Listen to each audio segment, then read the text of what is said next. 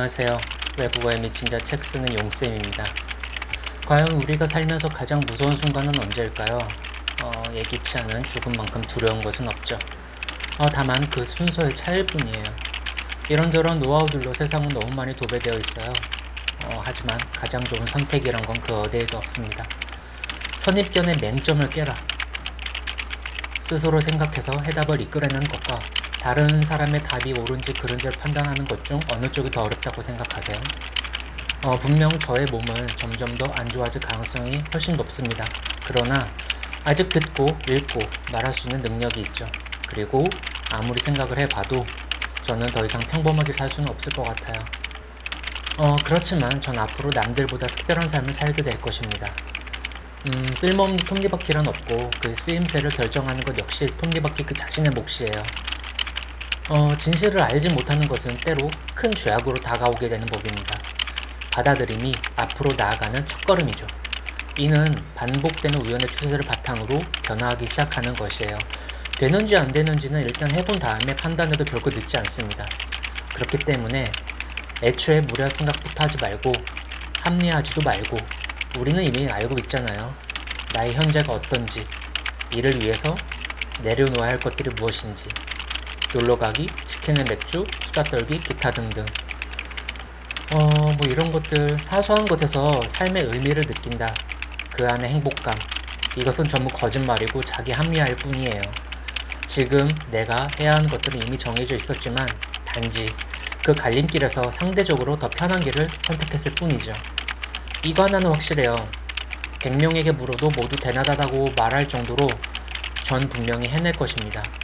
이것은 어떤 의미에서 저의 의지일 수도 있겠지만 그냥 노력의 규칙, 자연스레 어느 시점에는 반드시 그 영역에 진입한다는 법칙이기도 해요. 근데 제일 짜증나게 열받는 게 뭔지 아세요? 그 영역에 진입한다고 해서 제 현실에 반드시 양의 효과를 가지고 온다든지 혹은 어떤 도움이 될지 불분명하다는 거예요.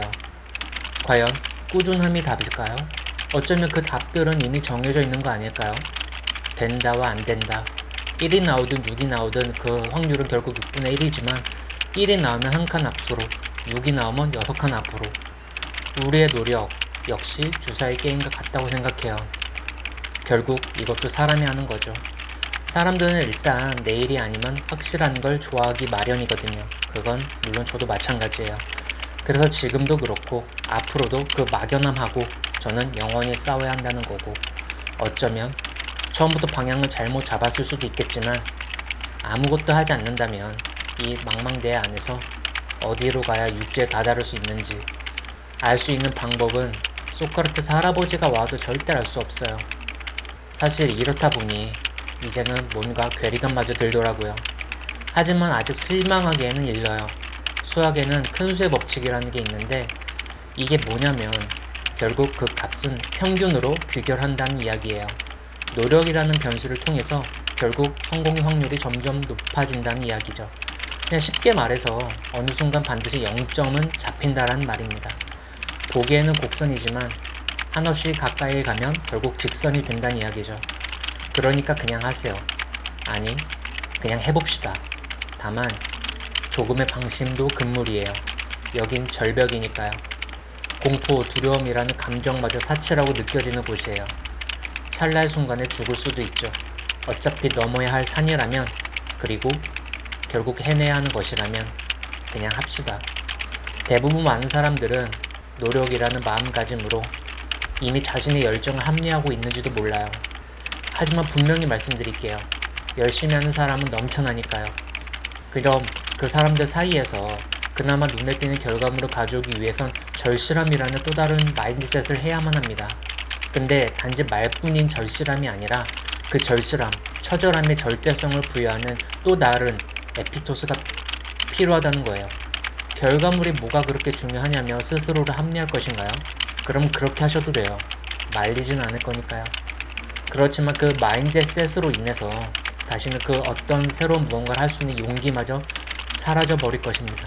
그때부터는 철저하게 남 탓, 세상 탓, 절대 그 책임을 스스로에게 돌리지 않게 될 거예요. 왜냐고요? 이미 고만고만한 노력 혹은 열정으로 스스로를 합리화하면서 더 이상 아무것도 하지 않을 거니까요. 참 별거 아닌데 그렇게 복잡하죠?